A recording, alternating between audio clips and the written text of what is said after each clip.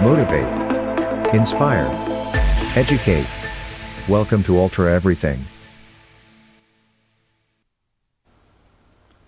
Hey everybody, and welcome to another episode of Ultra Everything. Today we have an amazing guest, local kid that kind of grew up through Albuquerque and has really made a name for himself. And when I say kid, he's no longer a kid, but that's kind of cool about it. I'm an old guy now. He's an old guy now. So I want to welcome Mark Herman. Welcome. Thank you, sir. Thank you. And Mark, welcome to Ultra Everything. Thank you very much. Great to be here, Tom. Absolutely. Thank you for being here. So this is really cool because the point of our show is to motivate, inspire, and educate people. And one of the great things about being an Albuquerque native is so many times now we see in social media that somebody's inspiring us from afar. And it's really cool to see local heroes, people that are actually doing it here, and a hometown boy making it big and growing really basically an awesome company that everybody is aware of. So a little bit of an introduction. Yeah. Mark is not only absolutely an amazing local person, but he has grown up in one of our local, I don't know the word you say, but one of our best restaurants in the city, in Albuquerque, in New Mexico. Yeah, one of our most loved brands, we hope, out there. One of our most loved brands, exactly. So Mark is CEO of the Dion's franchise. Yes. Dion's, and you guys started another company as well. Yeah, Tula's Kitchen. So, you know, a new place where we want to do some different things with the menu and also provide our employees more opportunities to keep growing with us. That's awesome. It's a fun new deal. That's very cool. So you've been with Dion's for how many years? I mean, since I first got a job there part-time making pizzas in the summer of 1987, and then bounced around a little bit going to college and doing other things in there full-time since 1992. So a long road. A long time. Yeah. Now, through the process, you became COO, Chief Operating Officer, in 2006. Right. And then you got promoted to CEO in 2013. Yeah, it was a cool ride. I had the opportunity. You know, I never thought when I got the job first. It was just a summer job. Yeah. Went away to school, got a degree in economics. Came back and did my last year at UNM. I'd been going to University of Colorado at Boulder. So I moved back, going to UNM, became a manager for Dion's, and I got my degree. And once I got my degree, I thought, okay, this is it. I never have to work in the food business again. Like I'll get a real job. Yeah. So I quit there, and I got a job selling insurance and investments because that's what I thought I wanted to do. I thought, you know, think back in the 80s, the original Wall Street movies coming out and stuff. That's what I thought I would want to be. I want to be some guy who works on Wall Street, makes tons of money. Like that's what I thought it was about. And so I got this job selling insurance and investments, did my testing, things like that. And then my boss walked in and he goes, all right, puts the phone book down. It's like, start selling. No training, nothing. So my job was, you know, cold calling people out of the phone book. Yeah. I hated it. It was awful. It's just not me at all. So the two founders of Dion's realized that wasn't going to work out for me. They're like, hey, we got a store manager spot. You know, we'd like you to consider that. And this was December of 1991.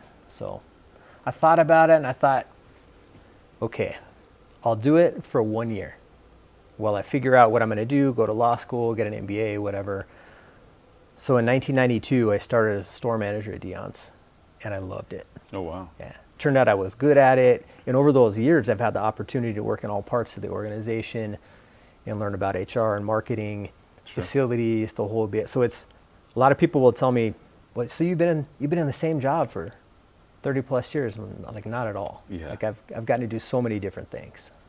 So what did you love most about being a store manager? What kind of got you hooked in that? I think the best thing on the store manager side was just building teams. Yeah. And getting buy-in.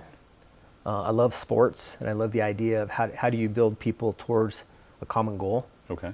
So working with young people, working side by side with them, learning about them, finding out what they're doing in school or where they're going in life, doing those kind of relationship building, that allowed us then, it got them interested in what we were doing work-wise too. And so building those kind of teams was what I found I was good at and what really helped me succeed there. Yeah. Awesome. So buying in, that's such a big thing in business, because as a manager or a founder or a leader of any kind, it's like finding somebody to or getting people to buy into the vision of what you were trying to do that's difficult. It's difficult to do. Yeah, and and I give so much credit to the two guys that founded the company, John Patton and Bill Scott. They have more of the entrepreneurial vision. I've learned a lot from them. And I think my job in the organization over the years has been to come in and really grow it, like build the organization over time, scale it, a little bit different skill set than they have. But we get that buy-in because I think truly as an organization, myself, all the way down through our leadership team, like we buy into the people. Yeah. Like we want them to succeed. I want a young person to come in and get a first job and have a great experience, and we want them to go on and do great things. How do you get a young person to buy in? Like that's the hardest thing. Is like right now, obviously, for me, I've got 2 teenagers and I've got a 21-year-old. Yeah. And building that relationship is so hard. Like it's like when they're little, you've got this relationship. Yeah. And then all of a sudden it goes away, and then they become teenagers, and you're trying to like connect with them, figure things out. But as an employer of young people, obviously it's a little bit different role. But how do you get them excited about coming to work, setting goals, doing all those things? Like that's difficult. Yeah, I think there's a couple main parts to that. Obviously, one is for us doing a good job of selecting young people who are going to fit our culture. Some places are looking for young people or people who want to work lots of hours. We're looking for people who are already kind of busy in their lives. Maybe they're into sports, or maybe they're into school or art or music or things, but they're people that have a drive already. And then I think the biggest difference, like as an employer, because I got 2 kids in their 20s, two step-kids in their teens, and it can be hard to make those connections. I think as an employer, the advantage we have is we have the ability to help these young people see their capability. So a lot of people will ask me, like, how do you get, because we'll have 30, sometimes 35 young people working in the back of a Dion's kitchen on a Friday night at the same time. And people will say, well, how do you get them all like working together and smiling and having fun and doing the work? Yeah. I said, well, the biggest thing is I think a lot of people, us parents included, sometimes we don't think they're capable. And I think as an employer, we assume they're capable. Yeah. And when you start with that assumption, you're hired for this, you're capable of this. In fact, we see that you're capable of more. Sure. And I think when young people feel empowered like that, they tend to rise up to the expectations. Absolutely. Yeah, no, that's for sure. That's interesting that you say that. I was lucky enough to have some time with my daughter. They're on school break. Yeah. And so I told her what I was doing the next day, and she's like, hey, Dad, I want to go with you. And I was like, I'm going to leave early. She's like, how early? I was like, well, you have to be up at 6. And she's like, okay. So she gets up at 6 so she can go with me to spend the day with me. And just spending time talking with her was just more than talking, is like listening to her and asking questions and listening to what she wants to do or how she wants to do it. It's very interesting when you just take time to listen to someone, and especially your kids, because I think so many times as adults and parents or employers, we talk a lot about what we want. Yep. And we're not asking a lot of questions about what they want. And just taking that time and listening to what she had to say was really fun. And we got to spend the afternoon together and build relationships. And I think that we built a little bit deeper bond because we had that time.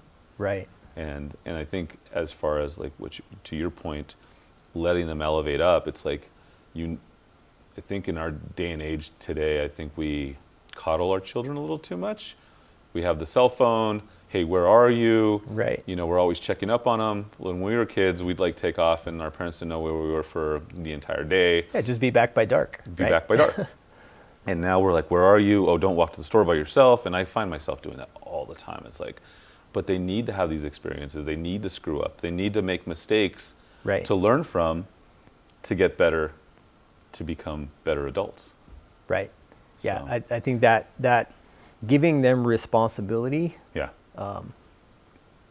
it creates, I think it creates positive outcomes for them when you give them responsibility. And it's different too, you know, of course, as a parent, for at least myself, I can get so worried and so anxious about my kids too, and like, are they going to figure something out, or are they going to be on the right life path, or get the right job, or take care of their finances right, or all these little things. And we don't have those hang-ups as the employer. Like we're like, hey, this is a great young person, but let's see what they can do. Sure. No, that's absolutely amazing. And I've gone to Dion's before, and I'm usually always impressed by the kids that are working there, because they're literally kids, you know. They're young adults, whatever you want to call them, but they've got it. They got it figured out. And usually the manager is some young adult as well, young, super young, overseeing the group, and probably making mistakes, but they're learning from their mistakes. They're getting better because of it, and they're just always growing. That's right. Yeah. So as far as the culture goes, inevitably they're going to screw up. They're going to make a mistake. What is like? How does that work as far as your corporate philosophy? You know they're going to make mistakes. Yeah. Like, what are the rails? What are the guidelines for this? Like. Yeah, great question. I mean, the way I think it's described best for us. So the first thing they're going to learn when they come to Dion's, like day one in our orientation class, is going to be our values. So when we teach them the values, the whole idea is, you know, I as a leader of the organization, I can't make all the decisions. We need you as an employee, the front line. You're talking to the customer. You need to be able to make decisions. So how do you do that? You do it according to the values, and those become those guidelines. So we talk to them sometimes about, you know, if you played a sport like football or soccer, hey, this is out of bounds. So when you make mistakes, if you're making mistakes and you're trying to do something good, you know, trying to do something within our values, that's just a great learning experience. If you're making mistakes that fall really out of bounds, then those conversations get more serious. But we try to help them understand right away that creating great food, providing fast, friendly service, a clean, comfortable environment. We have a thing called being excellent with them, and then winning together. And if they can do things in alignment with that, those mistakes are going to be recoverable. Sure, absolutely. Well, it's so funny because going back to you see your kids making mistakes. We were up one night at a cabin kind of, and they were making brownies, and they did something, and so they ended up. Long story short, they had to add some extra ingredients to make these brownies, and they came out awful. Yeah. And the thing I said, well, what did you learn from it? And so they're like, read directions better, understand measurements, do all these things because like the outcome was. Because it matters. Yeah, because it matters. Like before they did it, like she didn't realize why. Now she did it, came up with like this really awful product, you know? Right. But if she would have followed the directions and done things. So I think making those mistakes is so valuable as far as growth goes because, you know, for myself, and I'm assuming we've messed up so many times. Yeah, we've absolutely. messed up more than we care to remember, right? Or we don't remember half of it. But that's who we are today because of those mistakes. Right. Leading up to where we're at. Yeah, one of the things I think that helps us in our culture is that, you know, people like myself, we have a lot of people in our organization with lots of tenure who've come up through the ranks. In fact, I think of our 28 Dion store managers, every single one of them started as a teenager for us. And so there's also a lot of, yes, I've made that mistake, or I've been there before. I remember working one time, I was a young store manager at Academy, Wyoming, and we were just having a bad day. It was not going well. And I was helping someone make slices of pizza. We were behind, we were late. There's a long line at the counter. And so while we're going through this rush, and some of the slices in the oven, I open the oven and they're burned. And I was just like, dang it. So I grabbed the paddle, I grabbed the slices, and I turn, and I'm angry, I'm frustrated. Sure. And I go to throw them towards the trash. Well, in the way the store was set up back then, the trash happened to be near the counter where all the customers were picking up orders and placing orders. Well, in my excitement, got a little too much juice, so I take these slices and I launch them towards the trash can, but over the counter. Oh no! Into the line of customers, and everybody's like kind of freaking out for a second, and then looking at me. And luckily, the lady that kind of got the most of the slices, she starts laughing. And so I went over and apologized and Man. Learned a lot about, okay, how do I keep my composure when Yeah. it's like this, Yeah. and how did I as the leader actually make that situation worse in the moment by the way I was acting as opposed to making it better. Sure. And so now when I'm dealing with a younger manager or a younger employee at Dion, so we can talk about those kind of things. And hey, we've all been there. Yeah. That's so funny because this morning my wife and I were just talking about that, about just being calm in situations, like not letting your emotions get the best of you. For the most part, most things that happen throughout the day, really in the scheme of things, don't really matter that much, right? They're Right. just really minimal, but we always let them affect us so much. And it's like, how can you be that leader that's always calm, where people are like, wow, I've never seen you get upset, There's Right. very few times that people in my organization have actually seen me get angry.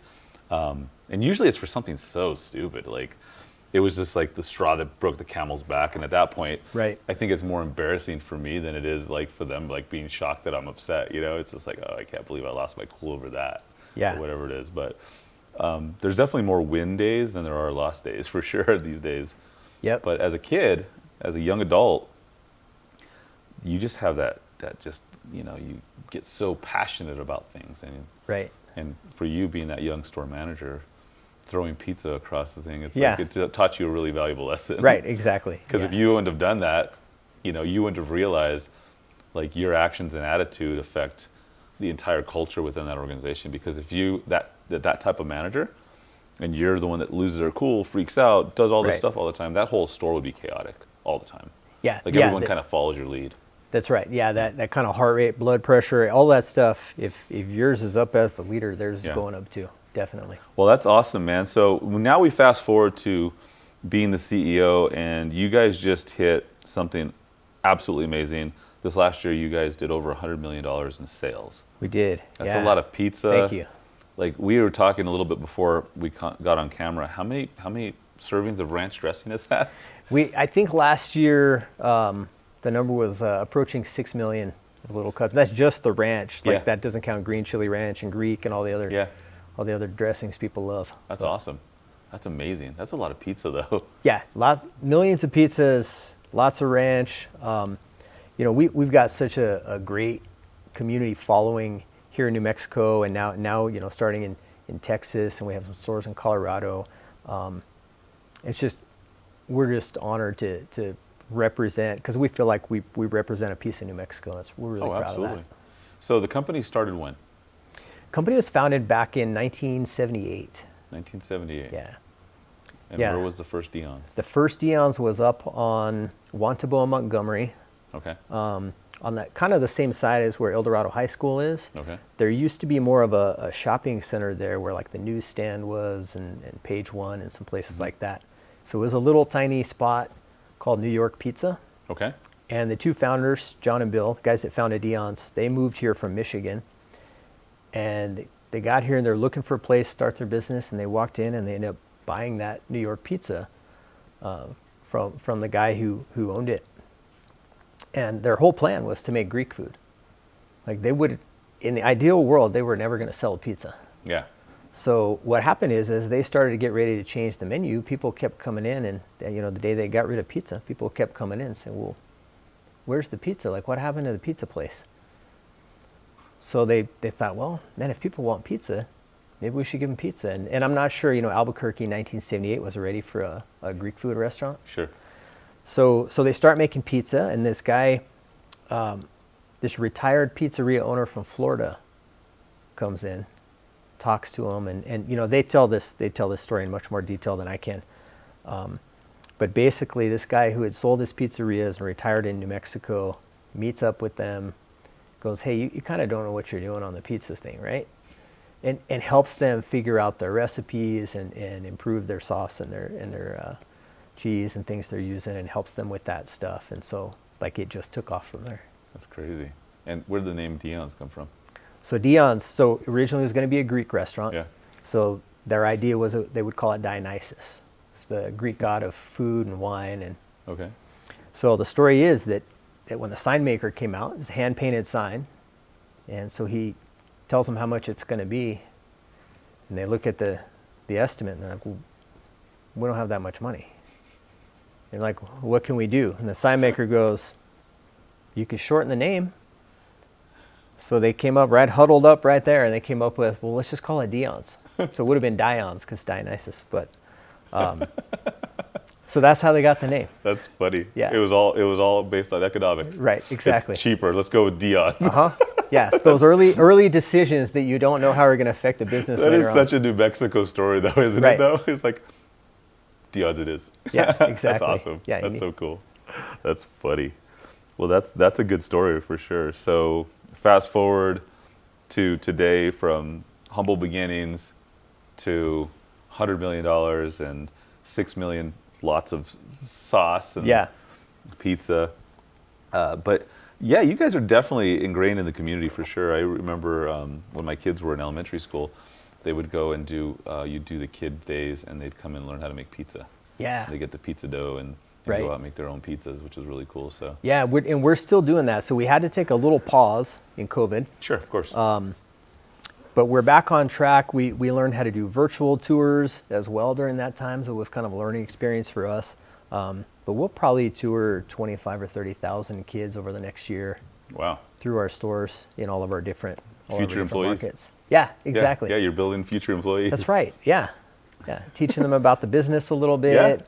We've worked with schools to align with some of the curriculum so that we make sure like we're doing age-appropriate math things with them. We have little workbooks we've created with the teachers, reading and those kind of things. So you should do a future employees plan so they can grow into it, and like, this is what it would take to work at Dion's when you're in high school. This is the type of person we're looking for, so they have something to shoot for and work towards. Well, we do. Our HR team does go out mostly to like 8th, 9th grade ages, and they'll do like mock interviews or go out and talk to kids in schools about here's what it's like to apply for a job, not just with Dion's, but here's what it takes to apply for a job. And oftentimes then kids will ask, well, what does it take for us to work for you? And so they get the opportunity to share that with them. That's cool. That's very cool. Again, my daughter's of that age, so we're definitely looking, because she could come work for Dad, but I think she wants to go elsewhere. Well, yeah, I understand that. My kids resisted for a while, and then they both ended up like working for us for a little bit. I think one of the advantages we have that's kind of cool is, a lot of places in the food business, think of like sandwich shops, places like that. They, you might be working with 1 or 2 people at a time. Yeah.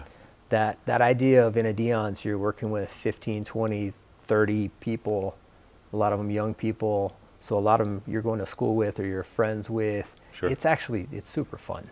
Yeah. Because you get to be around other young people in an environment that, it's challenging and it's fast paced and it's a lot of fun. Yeah, no, absolutely. I think some of the fondest memories I have of my work history was working in the restaurant business. Yeah. Because you're working with people your own age. Of course, mine was when I was 21, but there was a ton of them, and a lot of those friends that I built at that time were still friends today. So that was 20-something years ago, and we're still friends today. But it was like, I look back at it very fondly, like what a fun time it was to do it, where you could work, learn skills, and life wasn't as crazy or as serious as it is in today, right? So, which is cool. Yeah, totally. For sure. Yeah, we used to go hang out, when I was working just as an employee there 2 years ago, we were nerds.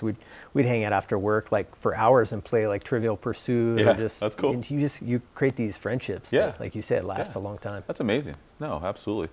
And then you become leaders.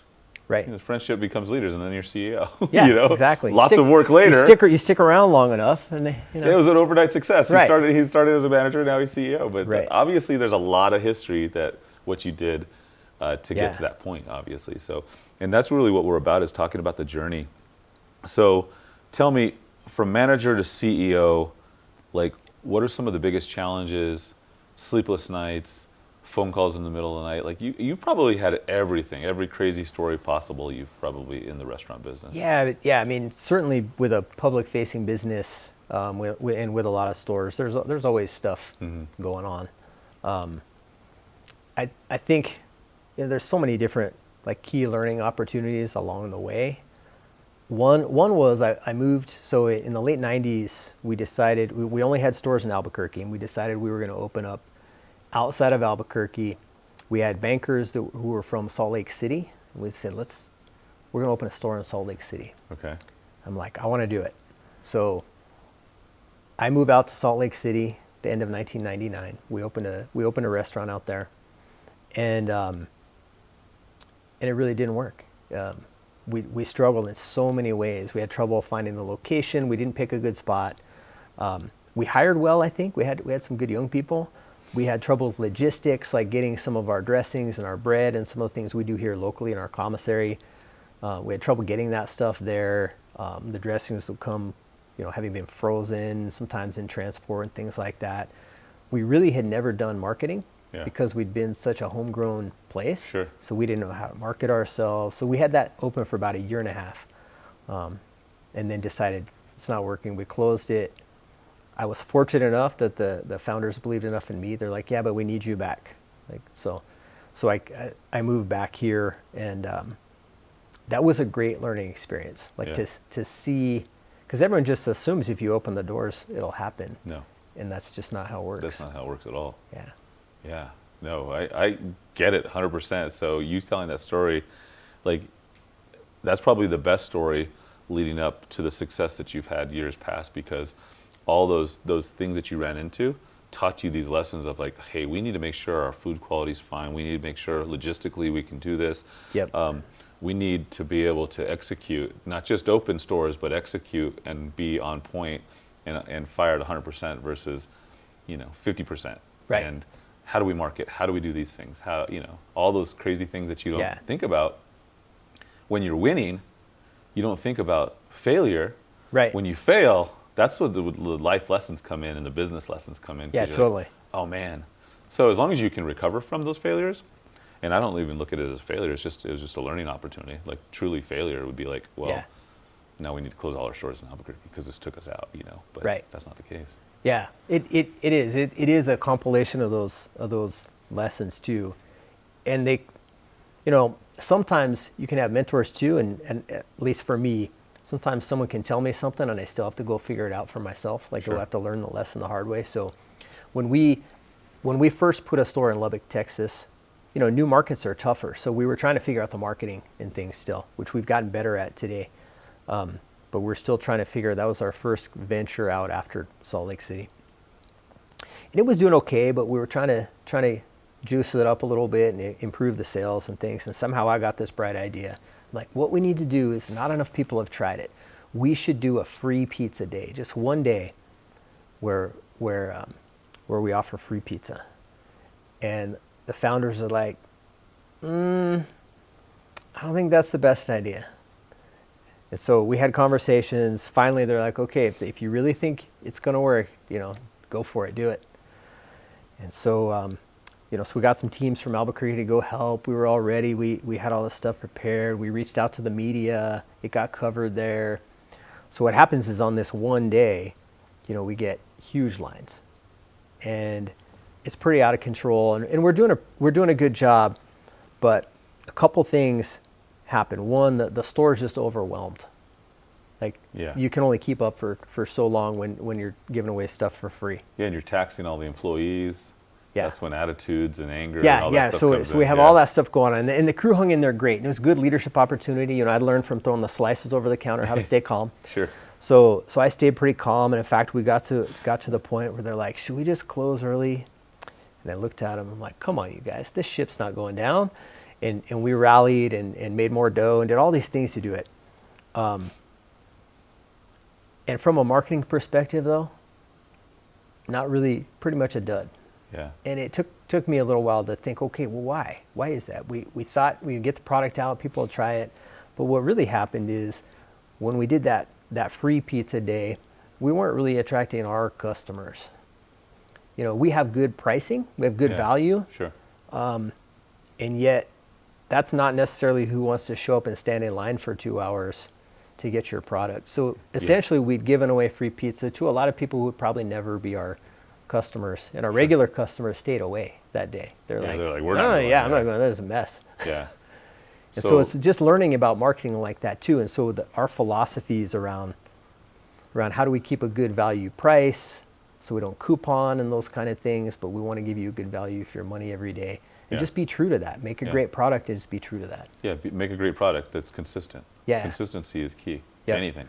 Right. Yeah. So you've had success now in Lubbock. Are you just one store, or are you still have multiple stores? We have 2 in Lubbock.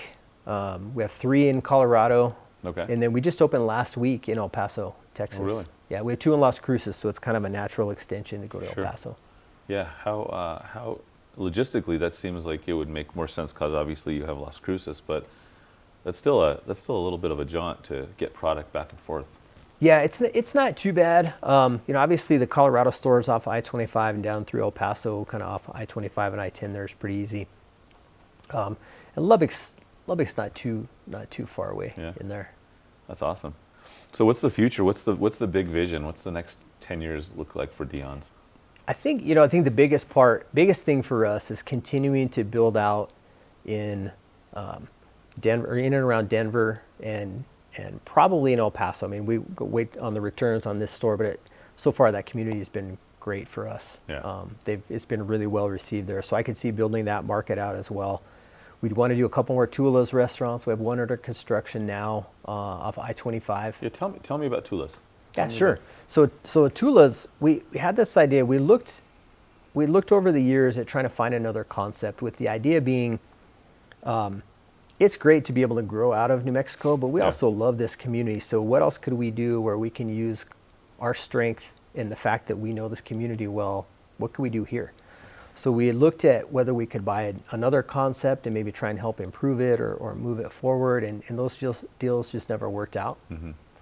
So it really came kind of towards the end of the pandemic that the founders and I were talking about that. We're like, what if we just did something on our own? What if we started a new brand? And we started talking about what was the space in Albuquerque that we feel isn't fully occupied. And from my perspective, if you go to other cities around us, like Denver and Dallas and Phoenix, there are more good independent restaurants. We have a lot here too. Don't get me wrong. There's a lot of great restaurants in Albuquerque, but there's a space that I think we could fill there. It's almost like if you took what maybe a Chili's was to families back in the 90s and modernized it and said, hey, we want to be a place you can bring your family every week. It's casual, it's comfortable, but you got great food. You can have a drink, a cocktail if you like.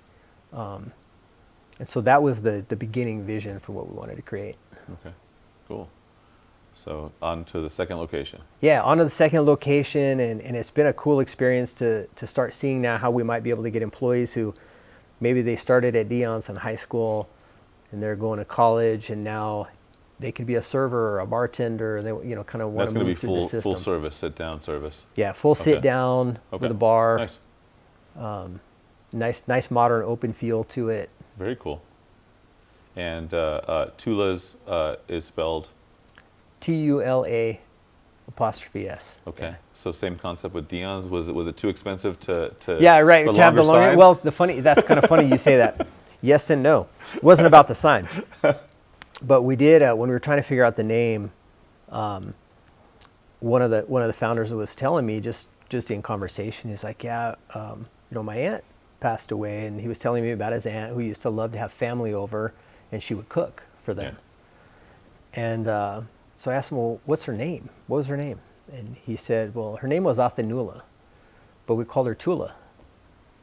So I'm like, that's it. Like that'd be a great name for the restaurant. So we picked Tula's, and then we learned after that, we're like, well, so Athenula is short for, means little Athena. Okay. So Athena and Dionysus were brothers, or brother and sister. Okay. Yeah. Oh. Well, there So you go. I'm like, it all came around. together, yeah, Yeah, for but sure. we do have another nickname. So Tula is another nickname. That's funny. And it's short, so the sign was cheaper. Yeah, exactly. Yeah, right. so it's a win-win. Athenula would have been a crazy sign. Yeah, that would have been tough, and most of us would get it wrong. Yeah, exactly. Exactly. Keep it simple, right? Right. The KISS approach. Keep it simple, stupid. That's right. That's right. So you got to do that. That's awesome. So those are great stories. So as far as growing the Dion's brand, do you guys see getting to that point? You did 100 million. Was the horizon? Are you doubling sales? Are the sales goals like? Do we want to hit $1 billion? Do we have a plan for $1 billion in pizza sales? What does that look like? Yeah, I think for us, we're a slow growth Sure. company, and so, the things I'm most excited about, I'm obviously expanding in those markets, expanding Tulas and things, but what really excites me is some of the opportunities we're looking at internally. So as we do that, that's really just a vehicle for some other things we're doing. So we've been really working on how we increase the amount of management ownership we have. So we have, I think, 28 or 29 of the people in management that own a piece of the company now, which is cool. So I want to increase that as we go. Cool. And then we've been working on, we've always had leadership development programs, but we're really working on trying to expand that and do even more on leadership development from someone's day one through their time with us. How can we provide, continued development in leadership, continued learning? We just started a class at a couple stores as a pilot, but it's going to end up going company-wide. And it's called, the team that helped create it, they call it Excellence in Etiquette.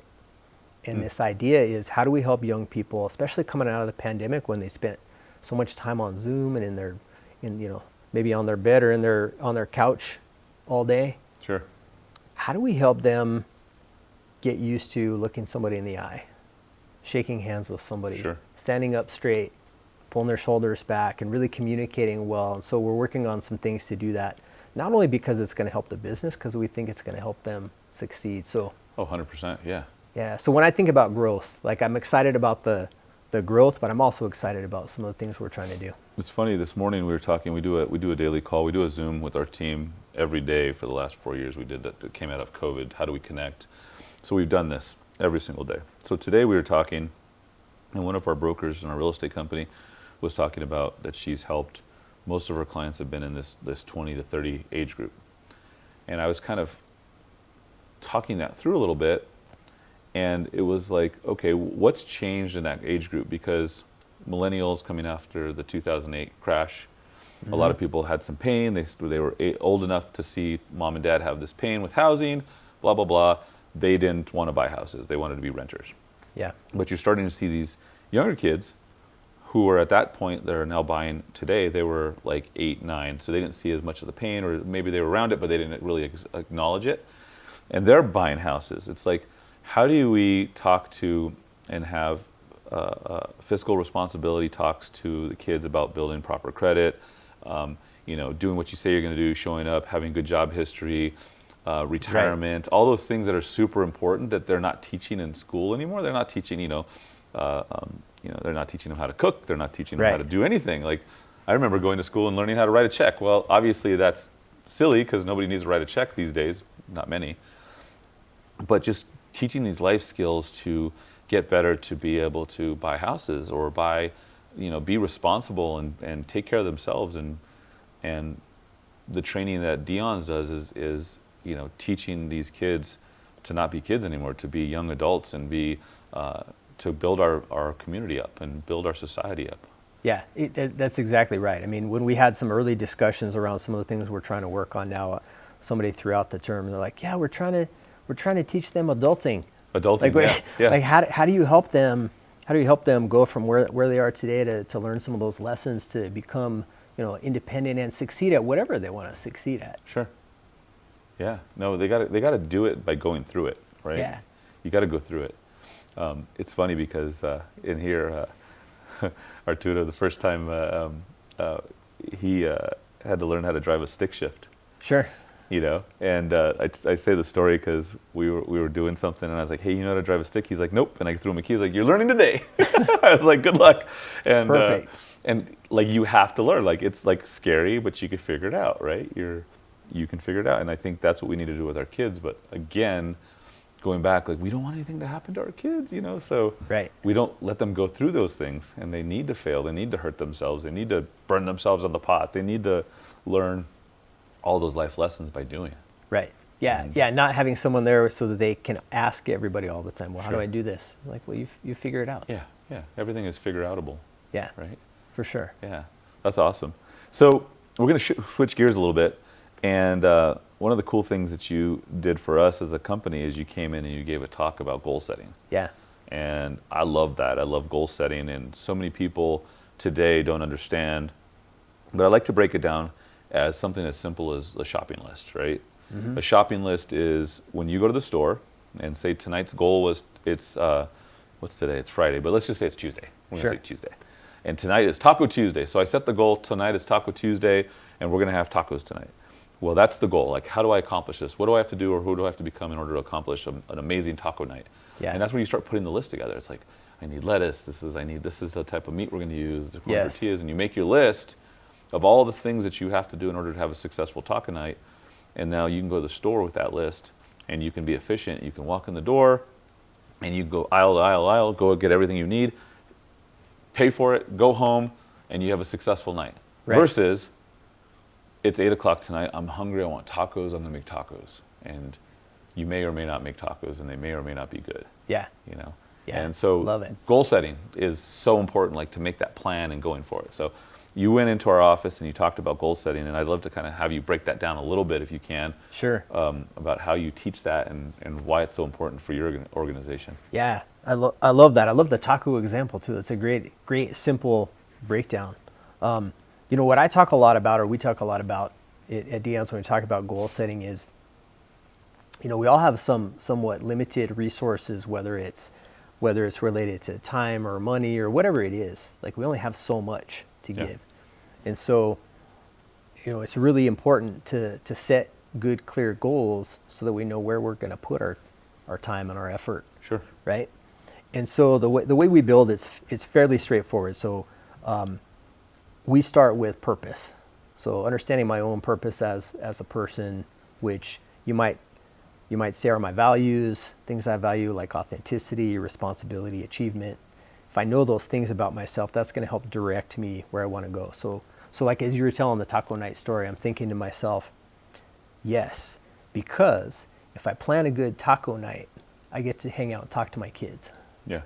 As opposed to if I don't plan the taco night, like we're trying to figure out what to eat and it's messy and like we don't get that connection time.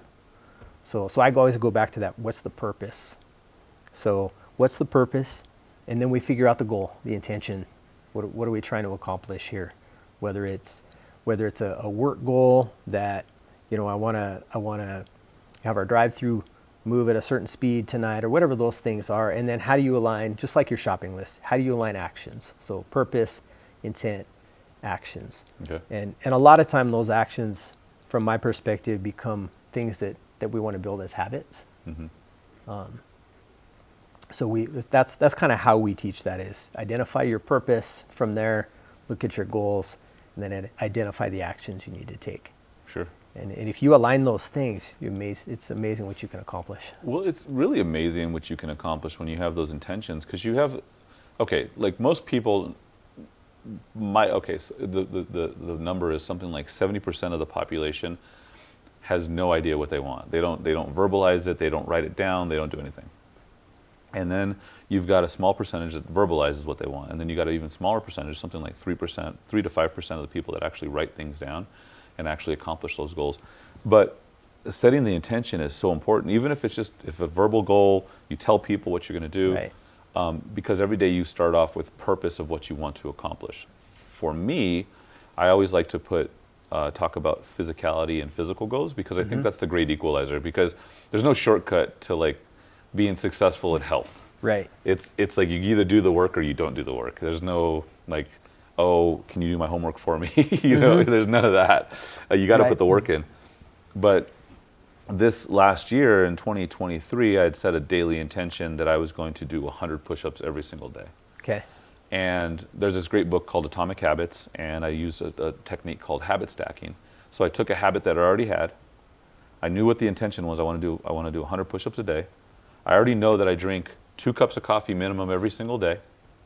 So what I did is I just habit stacked. Instead of doing the endless scroll while I'm waiting for my coffee to happen, I was like, I'm going to put the phone down and I'm going to do push-ups. So 1 cup of coffee equaled 50 push-ups. So I would have 2 cups of coffee a day, which resulted in 100 push-ups a day, which resulted in 36,500 push-ups for the year of 2023. Well, we go into 2024, and I was like, that was cool. It's like this huge number. I was like, what would it be like to do 73,000 push-ups?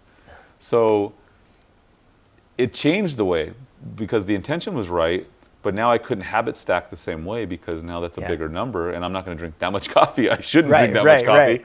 So what I ended up doing is like, all right, what can I do that I can actually do this first thing in the morning. So one of the things I said is like, by having the intention, the minute I wake up, I know the goal is to accomplish 200 push-ups in the morning as fast as possible.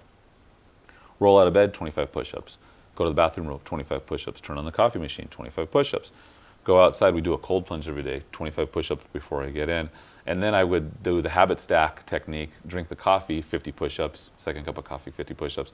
And I'm at 200 push-ups a day, which right now I'm at somewhere close to 36,000 for half the year. That's amazing.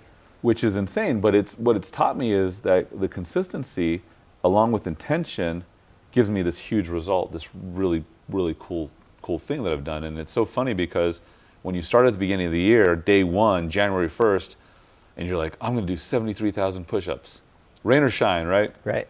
And go, and you do 200. And then the next day, and you're like, damn it, I got to do it again. So you have to create a system. You have to have a system that creates a habit that to ultimately to get to that point. Because if you don't have that habit, like, we're human. We get bored. Right. We forget. We give up on ourselves, whatever it is, right? Yeah. So by having that, it's kept me on track. That's awesome. It makes me think of I follow these guys. One of them's named Brad Stolberg, and he writes a newsletter called The Growth Equation. They have a couple books out too, but he consistently, so he works with and coaches and has coached a lot of high performance athletes, especially runners and things. And he's talking all the time about it's not about like a point of excellence. It's about consistency. Sure. Building and stacking in the work over time. And he said the most successful people are the most consistent people. Yeah, absolutely. So how do you also got me thinking about routine. How important is your morning routine to you? 100%. It's so important. Like I'm such a routine person. I'm like off if I miss it. Yeah. And I never miss the push-ups, and I have another goal, which is a pull-up goal. I never miss those things. But what I do miss is occasionally I'll miss the cold plunge, and I'll miss these other things that I do. Like if I'm traveling and I don't have the cold plunge and I don't have the coffee maker that I have, right. Like it really throws off my day. Like I'll even get headaches, and it's just like, and it's weird. But when I'm firing on all cylinders and I'm hitting that routine every single day, it's creating this winning environment. Like I'm winning these little victories by doing what I said I was going to do, and I'm winning every single day, which sets me up for a habit of winning on everything I do. Knowing mentally that if I can accomplish these things with the effort and intention and consistency, I can accomplish anything. It might take a little bit longer, but it really gives me that basis where I can say, hey, I can accomplish anything I put my mind to. Right. And so it's so important. And then the days that I don't, like I'm a piece of poop and I'm failing and everything in the world is crashing around me, and like, oh my God, like the world's like on fire. Yeah. Because I'm human, right? Yeah. And that's how you think. When it doesn't matter how successful you are, everything is going to fall apart today if I don't do these things. That's right. You feel that way. Right. Yeah. It's always about the habit. Do you feel that way sometimes? Totally. You're like, why am I here? Like I'm an imposter. Like why am I here? Yeah. And you know, I'm definitely can relate on the routine.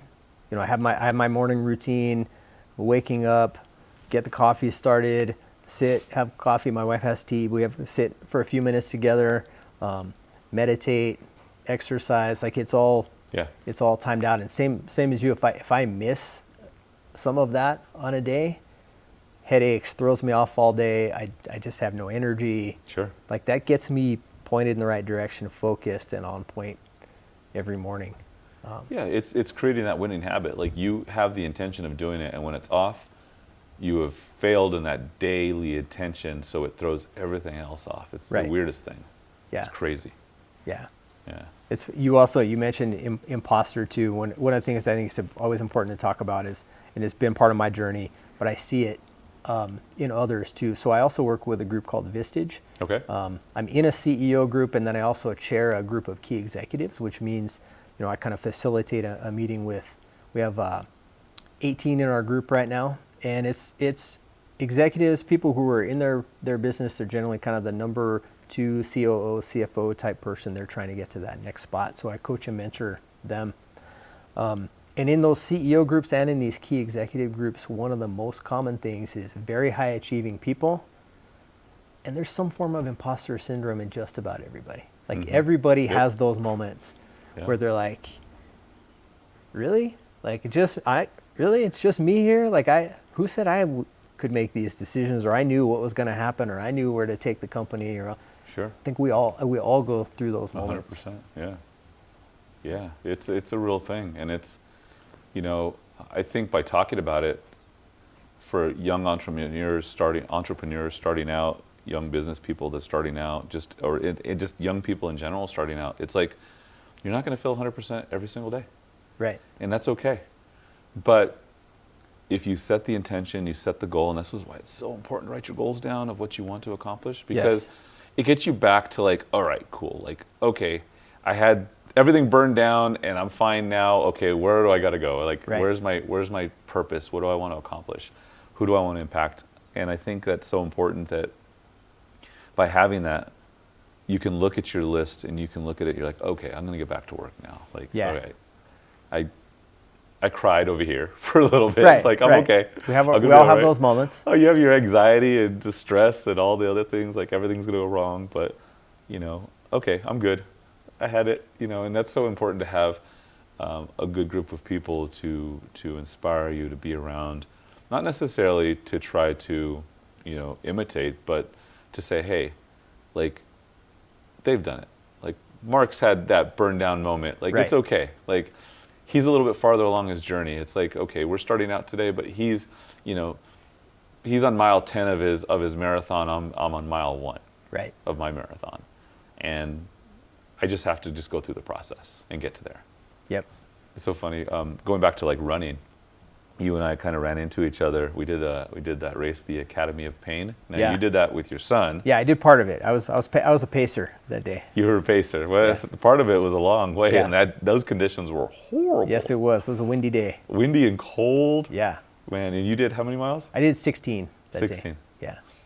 When did you plan to be in this race? Had you been planning? No, actually, I'd had a like nagging injury, so I really hadn't been running much. Yeah. And I'd built up to maybe doing a couple runs a week of like 3 miles. Okay. Yeah. So I thought that day, I'm like, I'll go out. Maybe I could do 6. Like Sure. that would be pushing it.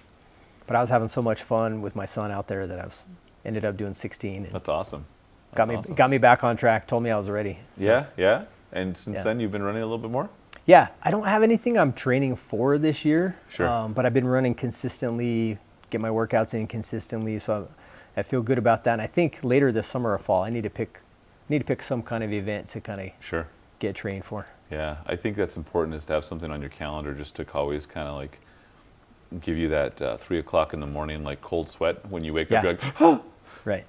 Oh crap, I got to do that. Tell me, because I know you've done some ultras, I have, right? yeah. So one of the things I think is fascinating is when you think about what you learn running ultras and how it parallels kind of what we've been talking about today about learning, about leadership and about life and about goal setting. You know, on those ultras, sometimes things go to plan and sometimes most of the time they don't go to plan. They don't. Like tell me about your experience and how it relates to just life. That's an interesting question, because I think in life, in general, you have the goal, and everything in your mind at that moment in time is sunshine and rainbows, and we're going to make it there, and it's all great. And then as far as being an entrepreneur, you know that that's not always the case, because tomorrow, this gets broken into or this gets blown up, blah blah. Well, that's the same thing in an ultra race. Like mile 1, it's a beautiful day. Yeah. A lot of times you have the fear, because it's usually they start really early in the morning, Yep. either at 4 o'clock in the morning or 6 o'clock in the morning. It's dark out. You've got all these other people with you on this journey, and they're excited to go. And just the sheer fear of the distance sets in. Yeah. You're at 6 o'clock in the morning, and you're on and you're starting a 100-mile race, and you're like, you start running with the group, and you've kind of got this weird sensation, like you're all running, and then all of a sudden it sits in, and you're like, I haven't even made a mile. I got 99 more to go. And you're like, okay, all right, get out of your own head. Just be in the moment. Just be in the moment. Yeah. I'm going to be here, and I'm going to get to mile 5. I'm going to get to mile 5, and we're going to evaluate. And then you get to mile 5, and then you get to mile 10, and then all of a sudden you're on mile 12 and you're feeling great, and then mile 13 comes and you get a cramp, and then it's like life, man. Yeah. And it's like, I think that's where most people quit. And I've seen so many ultra races where so many start but only very few actually finish. It's because that cramp in their life was so big that it took them out. They're like, oh, I can't go on, or the hunger pain, or I think training in general in an ultra race or anything in life is you're going to feel like crap. Yeah. And there's so many times that I go out running now in training runs where I just don't feel good. Like something's hurting or something's wrong, or the weather conditions aren't perfect or whatever, but you go do it anyway because you know that you're going to encounter that through that process. And at mile 70, you're going to feel like poop. Right. Where at mile 80, you might feel great all of a sudden. You have this renewed sense, and then all of a sudden, like it all goes to crap again, and you've got just a few more miles, and you're like, I don't know if I can make it, but you still have to make it. Yeah, it's crazy. It's incredible the things you can learn by just pushing yourself to that extent, to understand kind of your boundaries, what your habits, what you've built up over time, and But what's funny about that is I think it's important to have people with you, and I'll go back to I did a Moab 240 in 2020. Yeah. And I had a really good morning, and then a really crappy afternoon.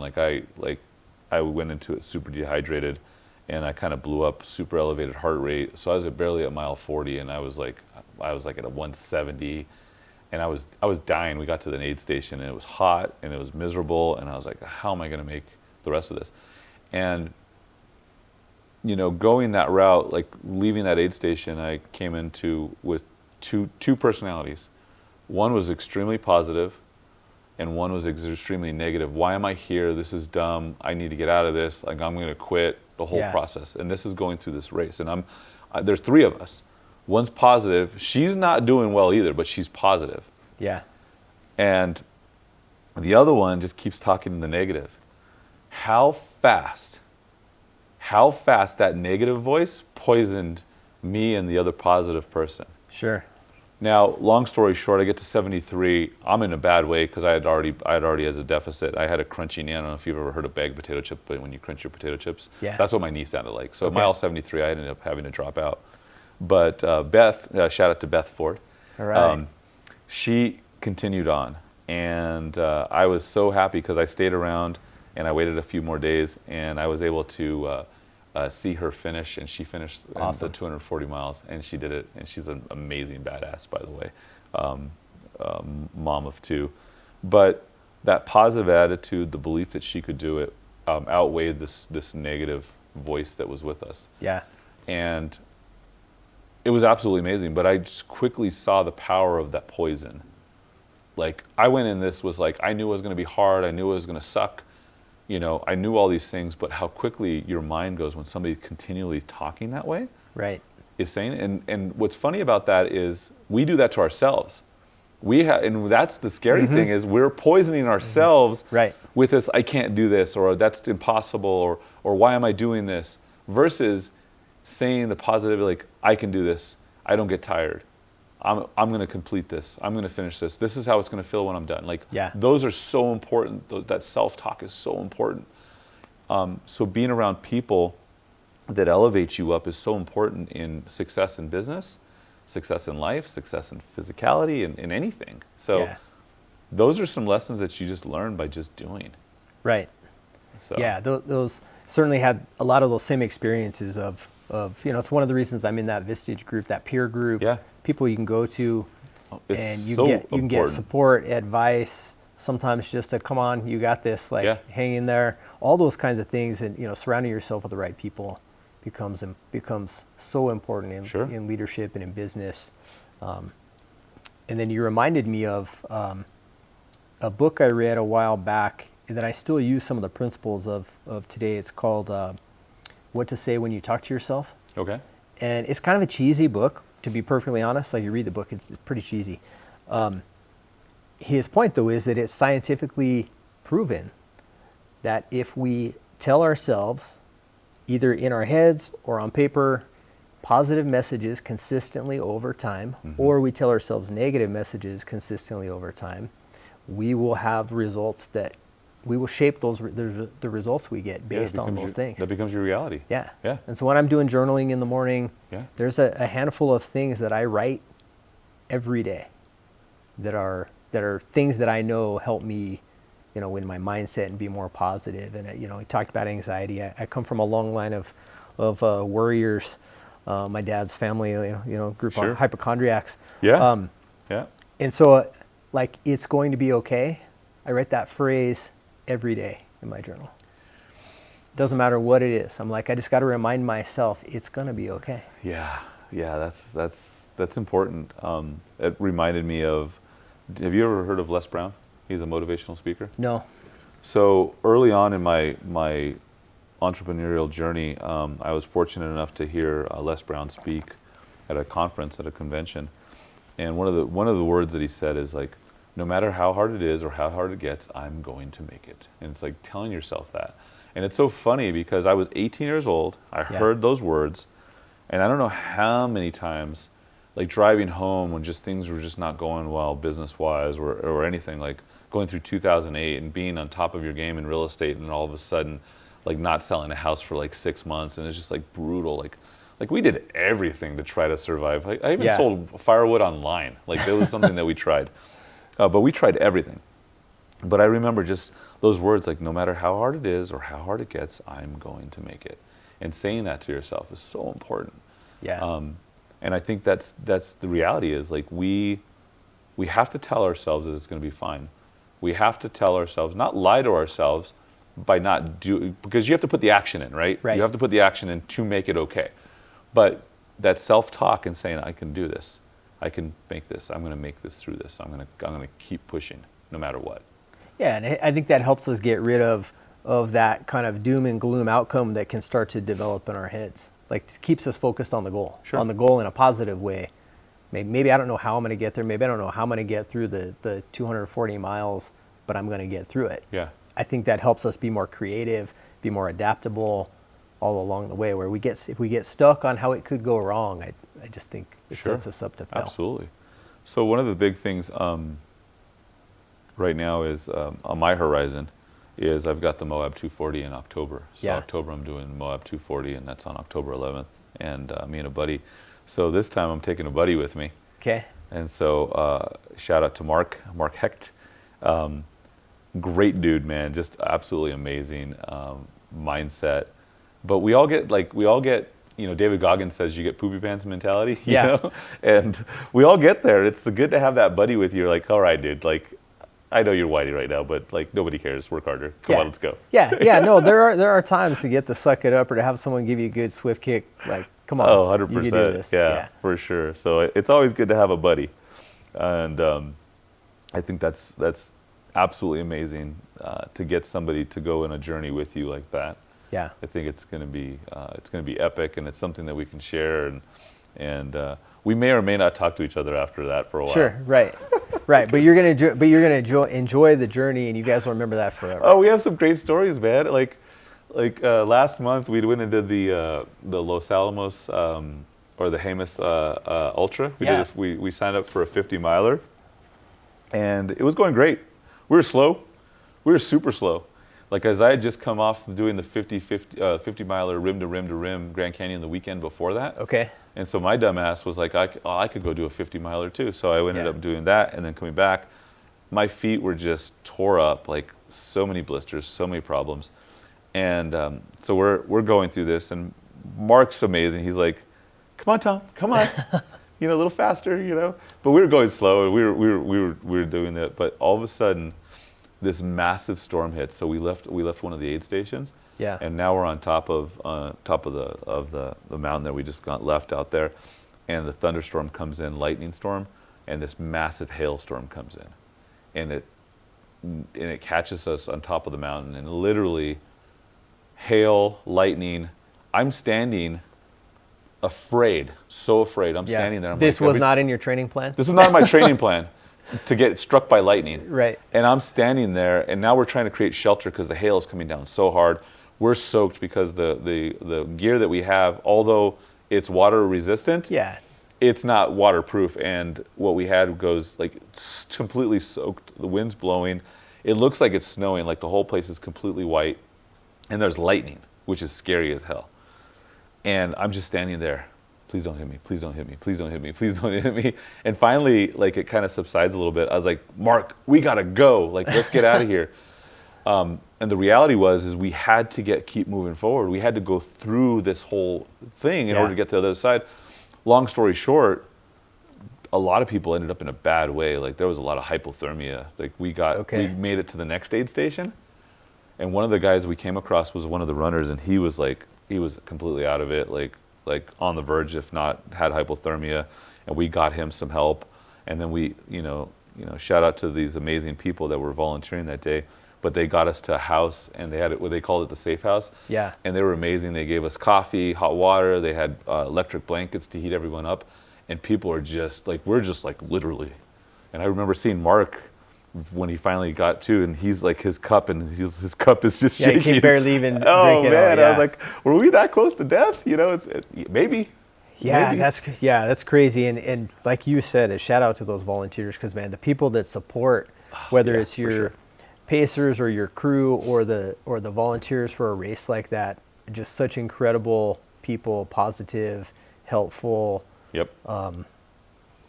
Those feats would not be possible without those people. That's amazing. Well, I think what's amazing about that is like it makes you feel good when you finish these things. But last year we had going into the Moab 240 because it's such a popular race. We actually ended up volunteering last year. Yeah. So we went out to Moab and we volunteered, and we went to aid station.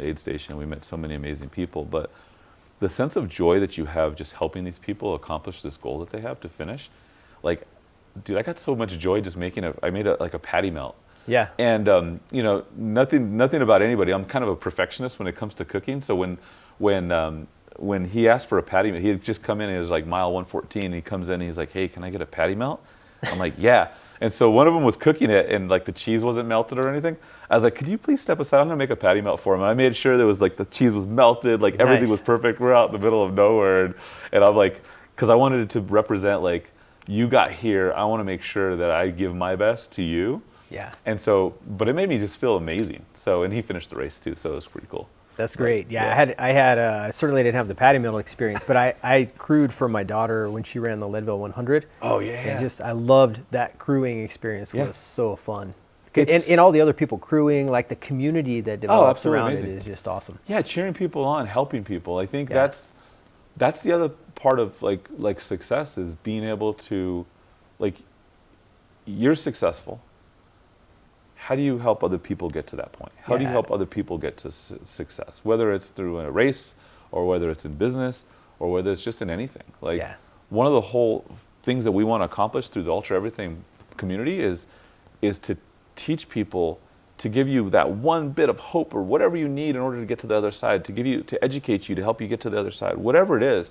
Like that's what we want you to do, because again, going back to Les Brown's words, man, him saying those words in that environment got me through so many things. Yeah. Just those words. Like, he has no idea. Like, those were just words to him, maybe. I don't know, but they meant so much to me. And it's like, what can we do through today? Like, what can we do to help that young kid that's, listening to this for the first time, maybe in 2-3 years from now, just hearing it for the first time and it's making an impact in their life. Like, that's important. Yeah, that's the most important, right? I mean, you talk about, like, at least for me, you talk about family and the impact we can have on the world around us. And if fortunate enough to be successful and become leaders, like the giving back part's the most fun.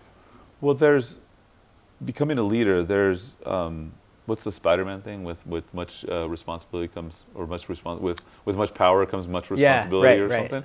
And that's so true as far as being a leader. It's like, if you're a leader in business or in anything, it's important to set a good example. Right. To set that good example, to work hard and to do the things that you need to do and try to make the right decisions. Like, we're human, we're fallible, we're going to make mistakes, but to learn from those mistakes is so important. Well, and then to share, like, I mean, you brought it up a number of times today in different ways, but I think a lot of people think that there's some certain perfect path, and what what you learn over time is no, there's not. And so when we as leaders get to share the failures and share the struggles, that's just as much part of the journey. Oh, 100%. So one of the big things, it's so funny is I get a lot of times like, oh my God, like I don't have time for this, or I don't have time for, like right now, what's super important in my life is health and fitness is much important in my life. And I look back just 7 years ago and it wasn't so much. And you look at the pictures and you're like, yeah, it wasn't his priority, right? But making that excuse, I remember my wife had joined the gym that I go to. Shout out to TFW, by the way, the amazing gym. My wife had gone to a physical challenge that my sister had invited to her. It was an 8-week challenge. Okay. And so she went to go do what they call a weigh-in. They would do a weigh-in, they do a body scan, and they kind of see where you're at. And then at the end of the challenge, they'll weigh you again and see what you've done. So they'll pay attention to your numbers. And then as long as you follow through, you're going to have some success. So she's like, hey, come with me, and then we'll go have lunch or whatever. So I go with her to go do this weigh-in. And the coach, who's the owner of Vicente Alvarado, was there, and she's signing up. And he's like, are you gonna sign up? And I was like, nah, man, I don't have time for this. Yeah. Like, I don't have time. And I said it out loud, like, I don't have time. Although my intention was like, I want to get in shape. I'm so sick of being out of shape. I want to get in shape. And so I use that as an excuse. Right. And those words, that whole weekend, it was on a Saturday. The rest of the weekend, I just thought about that. I was like, dude, if you don't make time now, when are you going to ever make time? And so on Monday, I call him up and I said, hey, this is Tom Mestis and my wife. He's like, yeah. I was like, do you have any space in the class? Because I'd like to see if I could still join. He's like, yeah, we got space for you. And that was the beginning, That's awesome. like this crazy journey. And so if you guys are going, if anybody listening to this today is going through that, like making that excuse, I don't have time to do it, I guarantee you there's going to come a point in your life, if you don't make time now that you're younger, you're going to get older, and in 20 years from now, you're going to wish that you had made the commitment at that time. Yeah. Well, I mean, it kind of comes back full circle, right, to that conversation around how do we align our goals, our purpose, and our goals and our intentions and our actions. A lot of times when I'm saying, or when people are saying I don't have time, they also haven't stopped to say, well, wait, what are the most important things? And am I making time for the most important things? Sure. Because it's great to be busy. I had someone just tell me the other day, they asked me, like, how you doing today? Something like that. I mean, I'm busy. Like, you shouldn't say that. I'm like, well, why shouldn't I say it? They said, well, are you busy doing things you want to do? And I said, yeah, it's good stuff. And they said, well, then just say it's full. Like you're full today. Yeah. And just that mindset of like, are you doing things you want to be doing, or are you too busy? Because too busy to me, now that they pointed that out to me, it's like, well, it makes me stop and think. Yeah. Like busy just means I'm running around, but am I running around like a chicken with my head cut off, or am I doing the most important things? And absolutely. Clearly, your health journey, like that became something you identified as a priority. I mean, anybody can tell you in my office, they know at 5:30 or 5:42 for my TFW friends, 5:42 when I arrived. They actually made me a shirt that says 5:42 class, because they have a TFW class that says 5:30. Yeah. And then it crossed out the 5:30 and it says 42. Nice. They That's got awesome. me a shirt. So yeah. But my office knows, like if they call me, they're like, oh, Tom's at the gym, because that's my priority, like to go to the gym. And so I go every day at 5:30. What a great example is set for them, though, too, that you can make something a priority in your life, and it probably helps them think, hey, I should think about the priorities in my life and make sure I'm making time for them. I think it's so important that they take care of yourself physically, just because, like, I know what it was like when I wasn't. Like, it was a struggle. It was hard. Yeah. My wife was like, hey, let's go for a walk. I was like, yeah, I'll meet you over there in the car, I'd make jokes like that, but that was the reality. It was like, I didn't do that stuff. Like, tying my shoe was difficult because you had this like thing in the way, right? And just being tired and lethargic and not being able to play with my kids. Now, my kids are like, hey, Dad, carry me upstairs. I got 3 daughters. Yeah. And Dad, carry me like a princess. I'm like, no, I'm tired. I just ran a race. They're like, well, that was your decision. Carry me upstairs. And it's like, oh, man, all right, cool. So I think you got to prioritize those things for sure. Yeah. All right. Well, we went through a lot of stuff today, man. Yeah. Yeah. That's awesome. So what's the one thing that you want to tell people within our community that you want to help them understand? A young kid starting out or a young entrepreneur starting out, what would you tell them as far as advice? You know, I think when I get that question, I think especially to young people starting out, my advice would be you don't have to do it on your own. Okay. Like look for mentors, look for people to help with you. Yeah. Remember that the journey is a lot about yourself. So like understanding yourself and what matters to you. It's not necessarily you have to block out other people's opinions in that way, but if they have a dream, you know, align their goals and their actions with that, and then get help along the way. There's so many people in this community, whether it's business or otherwise. We live in a place in Albuquerque where you're 1 degree of separation from just about anybody. Sure. So Yeah. like reach out, get help, ask questions, and don't be afraid to follow, you know, whatever's in your heart in terms of what you want to prioritize. Yeah, absolutely. Yeah, that's awesome. You got to put the work in. Don't be afraid to put the work absolutely. in. Yeah. Yeah, that's a given. So how do people find you? I mean, I'm You on easy. social media? Are you on social Easy media? guy to find. I do. I'm on Instagram, LinkedIn. Easy to find me. Easy to find me at mherman@dions.com if people want to kind of reach out and connect on something like that. Cool. Awesome. And we'll put the description in the links below for Great. sure, so they could connect to you. So we do have a game. All We right. always have a game. Are we ready for the game? Yeah? All right. The rules of the game are very simple. We're going to say a word, and you must say the first thing that comes to mind. I guess there's no wrong answers, which Okay. is good. Those are my kind of games. All right. So you're going to be successful no matter what. So I think we're going to put it up on the screen over here. We're not? Okay. Oh, we're not going to put it on the screen. Okay. So I say the word, and the first thing that comes up? Okay, so, all right, cool. So we're not going to put it on the screen. That's good. Economics. Business. Okay. Balance. Weights. Business. Fun. Cool. Pizza. Ranch. Team. Build. Scuba. Oh, scuba. Dang. Mask. I don't know. Okay. Sunset. Serene. Leadership. Path. River. Beautiful. Okay. Green. Trees. Thought you'd say chili. Yeah. Sandia. Adventure. Albuquerque. Home. Nice. That is awesome. Albuquerque is home. If you haven't experienced Albuquerque, like there's a lot of places. I've been a lot of places, man, but coming back to Albuquerque I love it here. I do too. It's when people ask me about it and they ask about its different problems or warts or things like that, I would say, yeah, but you know, it's one of the more authentic places I've ever been. Yeah. Like it's, what you see is what you get here. That's which awesome. is cool. That's cool. Well, thank you so much for taking time out of your busy schedule and dropping some words of wisdom and inspiring people to get better and your story of growth and what you've done with Dion's. And I hope you and wish you much success and continued Thank you. success in growing and hopefully making a huge impact on a lot of people. I appreciate that, So man. thank It's you so truly much for my coming. pleasure. Thanks for coming. Thanks for being part of it. Thanks for having me, man. All right, guys, that's it today. Today's episode. Thank you so much for taking the time and listening to this podcast and joining our journey with Mark. And if you want to get in touch with us, obviously click on the link below. Share this podcast. Share it. Tell people about what we're doing. We're trying to educate, motivate, inspire all of you young people.